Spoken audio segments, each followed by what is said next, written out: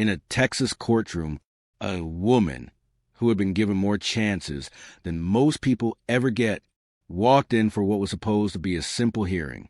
But what happened next turned into a stunning, emotional, and unforgettable confrontation, one that revealed lies, addiction, broken promises, and a judge's final attempt at saving a mother from losing everything.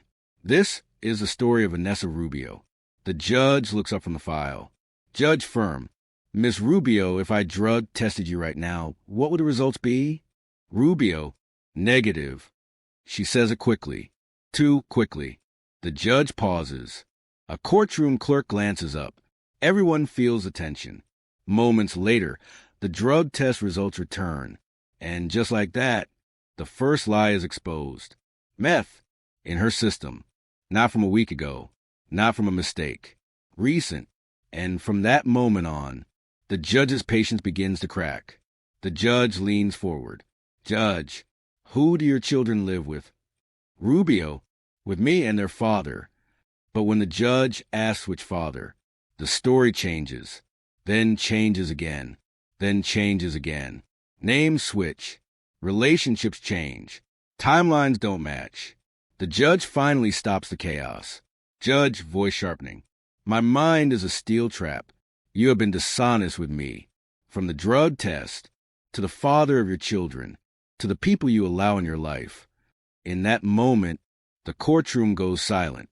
Rubio's eyes drop. Her attorney shifts uncomfortably.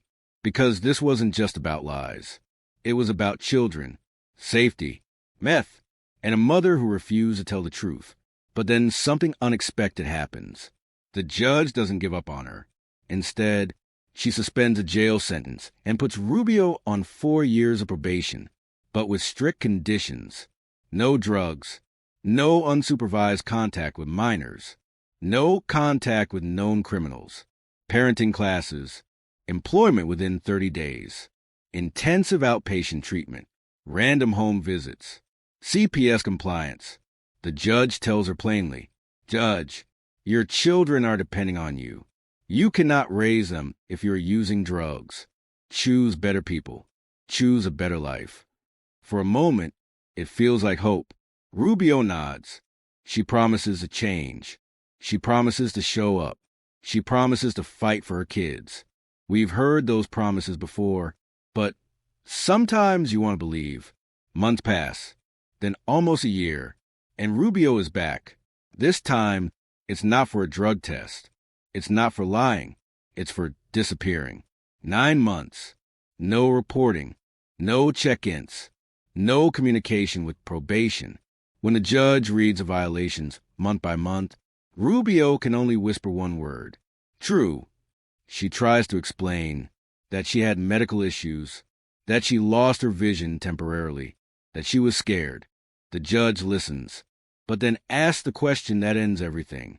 Judge, were you in the hospital during the months you failed to report? Rubio hesitates. Then, no. The courtroom freezes. Every excuse falls apart. And the judge, who once advocated for her, now realizes she has run out of time, run out of chances, and run out of truth. The judge leans back, exhausted. The state wants 2 years in jail. The defense asks for another chance. But both sides agree on one number, 18 months. And the judge finally says the words that end the story. Judge, the court grants the motion, 18 months in the state jail facility. She adds restrictions. No residing with minors. No contact with Nicholas Sarabia. No contact with Kyle Bourne. The gavel hits. The hope dies. And Vanessa Rubio is led away. Moments later, another case is called.